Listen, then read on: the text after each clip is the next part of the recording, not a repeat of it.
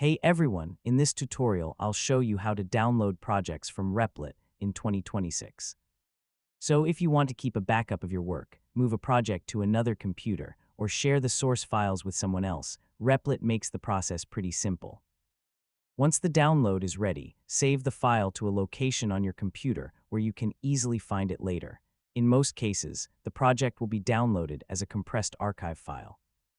After the download finishes, open the folder location and confirm that the file was saved successfully. You can also extract the archive to view the project contents.